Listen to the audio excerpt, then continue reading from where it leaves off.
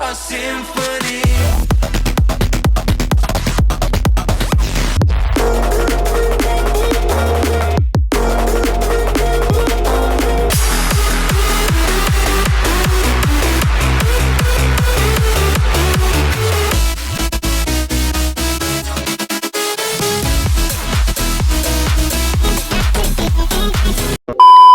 ঠিক আছে, সব ঠিক আছে। আজকে সকাল সকাল ঘুম থেকে উঠে বেরিয়ে পড়েছিলাম মিনি মোমো খাবো বলে। মিনি মোমো খেতে এসেছি। এবার মিনি মোমো তো খাওয়া হলোই না আমাদের। মিনি মোমো খেতে গিয়ে আমরা চলে এলাম নদিয়া। নদিয়া থেকে এখন যাচ্ছি আমরা মায়াপুরে। তো বৃষ্টি পড়ছে, আমরা এখন হাইওয়েতে আছি, তোমরা দেখতে পাচ্ছ বৃষ্টি পড়ছে খুব। তো আমরা এখন আছি সুভাষচন্দ্র বালিকা বিদ্যালয়ের সামনে। তো এখান থেকে আমরা ডিরেক্ট চলে যাব তোমার মায়াপুর। ওখান থেকে একটু আসতে না আসতে বৃষ্টি শুরু হয়ে গেল। তো বৃষ্টির জন্য এখন দাঁড়িয়ে আছি আমরা একটা, জানি না কোথায়, উপরে টিনের ছাদ আছে, আমরা দাঁড়িয়ে গেছি। দেখতেই পাচ্ছ বৃষ্টি পড়ছে। ভাবলাম ভিজবো, কিন্তু না, ভিজলে হবে না, ভেজা চলবে না। ওকে, তো বৃষ্টি যদি থেমে যায়, বৃষ্টি ছাড়লে আমরা আবার এগোবো। জানি না কতক্ষণ লাগবে, এখান থেকে মেবি 15 কিলোমিটার দূর, তাই না রে? 15 কিলোমিটার না এখান থেকে? 12 কিলোমিটার দূর এখান থেকে। তো আমরা পৌঁছাবো, তারপরে আবার আসছি। ওকে, সো চলো।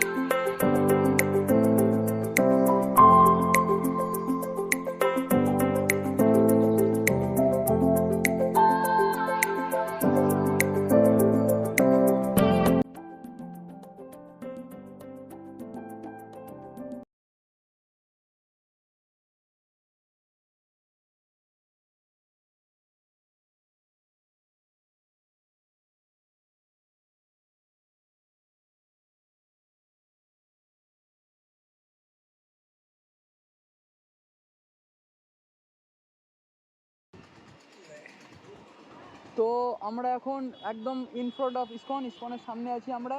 তো এখন স্কুটি পার্ক করে দিয়েছি আমরা। এখন মন্দিরে যাব, মন্দিরে ঢুকবো। ঠিক আছে, এখনো বাইরে আছি আমরা, গাড়ি পার্ক করে দেওয়ার পর এখন যাচ্ছি মন্দিরে যাব। মন্দিরে গিয়ে একটু বসবো, বসে জানি না কি করবো। ইন ফ্রন্ট অফ ইসকন মন্দির। বাংলায় ফিরে আয় ভাই। বাংলায় ইসকন মন্দিরের সামনে আছি এখন আমরা।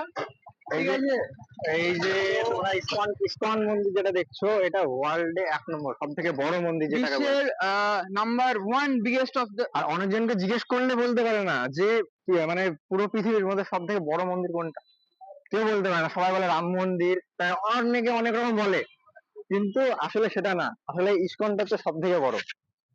আমরা এখন ইসকনের সামনে আছি। এবং এবং এর থেকে সব থেকে বড় একটা গর্বের বিষয় যেটা বলা যায়, একজন যে অবাঙালি, একজন যে মানে ভারতের না বাইরের লোক, অর্থাৎ ফুড কোম্পানির যে মালিক, সে এই ইসকন মন্দিরটাকে বানানোর জন্য তার মানে সে অনুদান দিয়েছে। মানে বুঝতে পারছো যে মানে কত বড় বড় ভক্ত এখানে আছে, যে একটা ফুড কোম্পানির মালিক যে 4 চাকা বানায়। এখন আমার পিছনে ইসকন। ঠিক আছে, তোমরা দেখতে পাচ্ছ এইদিকে অনেক দোকান বসে আছে।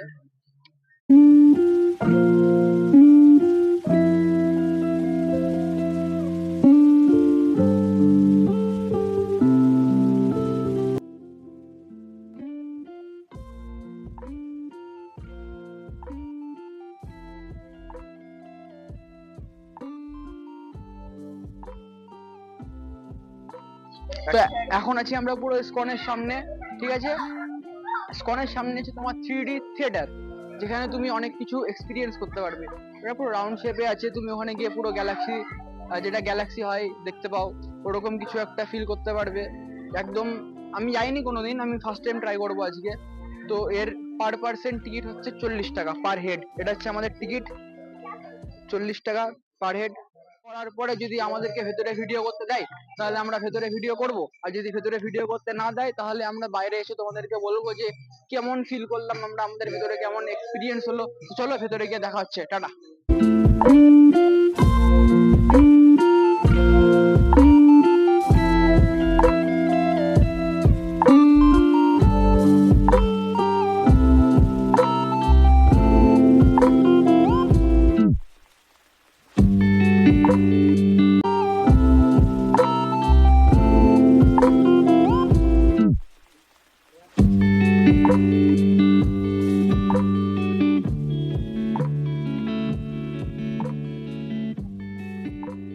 প্রজেক্ট চালিয়ে দিয়েছে ওপরে, তো মনে হচ্ছে যখন ভিডিওটা তোমার ঘুরছে তো মনে হচ্ছে তুমি নিজে ঘুরছো, পুরো তোমার রাউন্ডে যে রুমটা আছে পুরো রুমটা ঘুরছে, এরকম তুমি একটা কিছু ফিল করছো, এরকম একটা তোমার ফিলিংস দেবে ওরা, ঠিক আছে?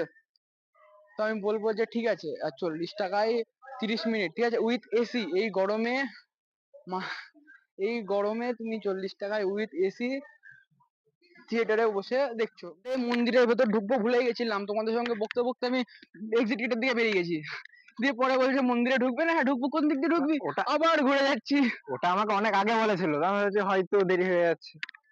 না ঢুকবো, মেবি মন্দিরে এসেছি ঢুকবো না এটা হতে পারে না, ঢুকবো।